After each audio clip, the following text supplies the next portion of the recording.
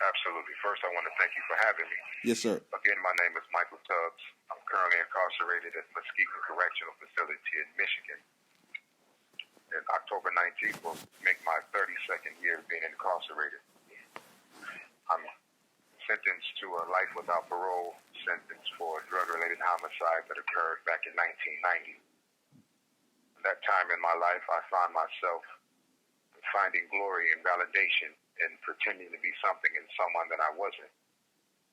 But over the years, so I've been incarcerated, I've learned and I'm still learning that the more you pretend to be something or someone you're not, you forget to be who you are.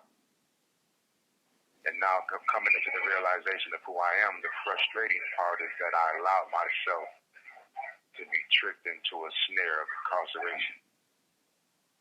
Mother always said it, trouble is an easy thing to get into and a hard thing to get out of. Sadly, I've spent all of my 20s, all of my 30s, all of my 40s, and so far 2 years into my 50s, trying to get out of the trouble that I'm in. So with that being said, now my life is an open book. And the most important part of me paying my debt to society is being involved with movements such as this. And I want to thank you again for the invite. Absolutely, Mr. Tubbs. You talk about this transformation in a sense, or this mask that we wear often when we come to prison or right before prison. What's behind that mask? I think for the most part, what's behind the mask is a lack of identity, or lack of owning who you are, or knowing who you are. And for young men, particularly young men of color, in our neighborhoods, there aren't too many qualified men who toe the line to give us a thorough and comprehensive knowledge of ourselves. And so we latch on to the first thing that we think is masculine or strong, someone who we think really has a rep that we can find an identity in. Like me, I was the youngest person in my crew. The older youngest person was 4 years older than me. I left home at 14 years old, and I haven't been home since.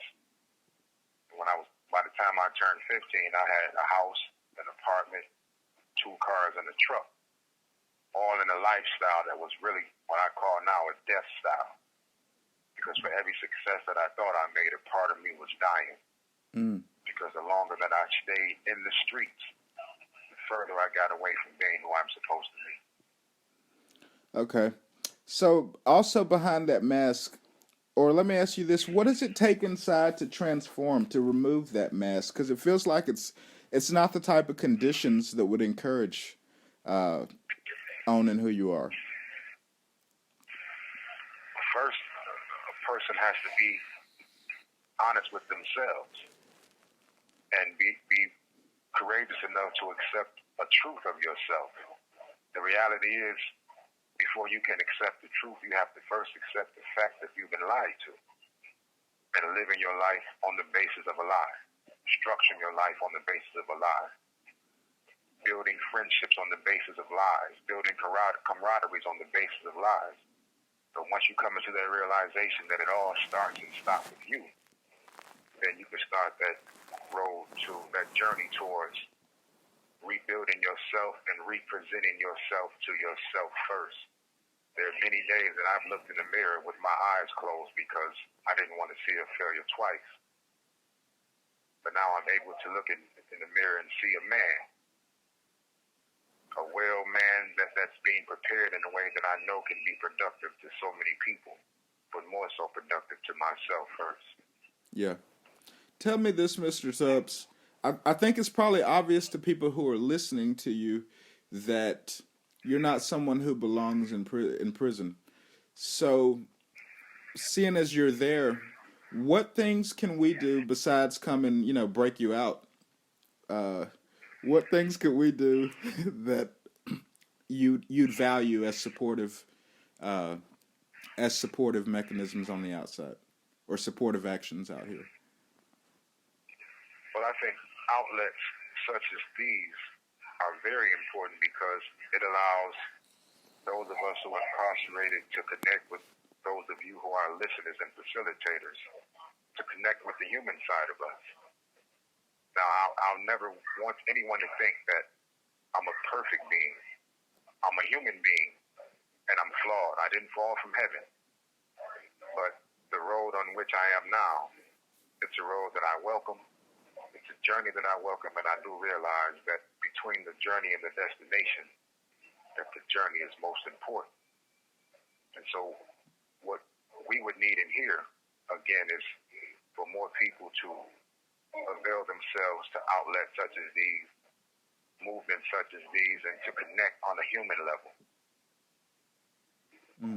Thank you. If that answers your question.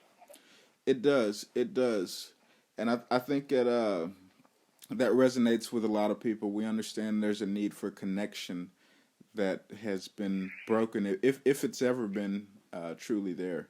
There's a need for connection, and we can no longer dismiss people, because the experiences that you're describing in there are just like out here, not in the sense of the physical danger and threat that you're under 24/7 there, you're kind of in a hostage situation, but just the transformative process where it's easy to go through life without ever having any idea who you are, or being, accepting that you've been lied to or misinformed, whether it's about yourself or the justice system. It takes a lot to look in the mirror and say, okay, it's time to do some things different. Yeah, absolutely. I'm not sure. Sadly, yes, sir, go ahead. No, please.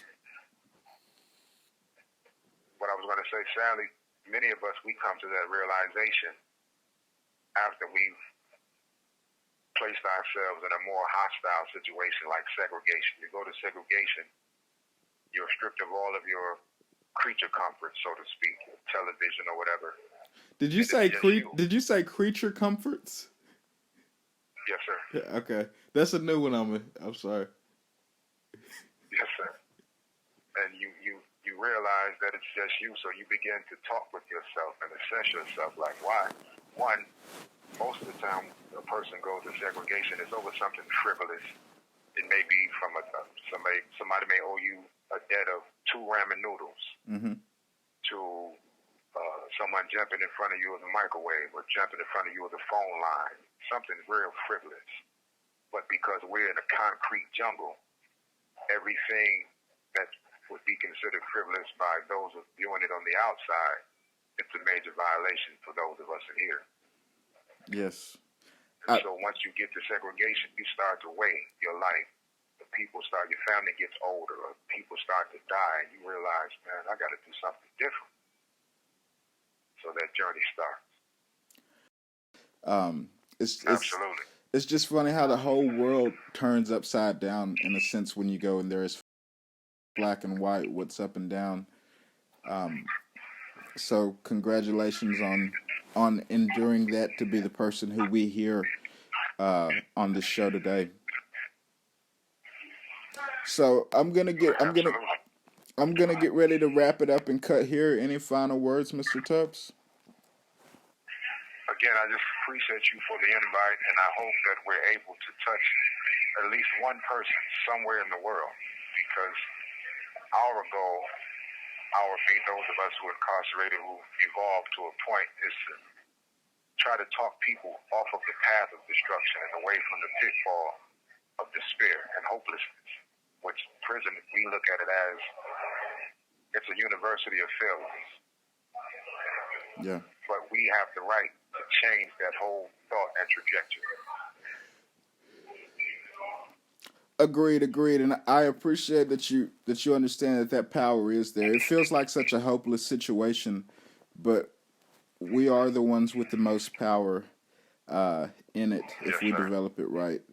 And I just want to say thanks, and I have no question in my mind about your value to the human species, and I pray that you will not see your last days in there, but if you do, I hope that we'll be right there with you, documenting your story. And hopefully people get as pissed off about it as they should be. Yes, sir. You and I both. Yeah. All right. Thanks a lot, Mr. Tubbs. It's hard. It's a lot of people. Of course, I would speak about I call him my big brother, Michael Tubbs, Jamie Meade.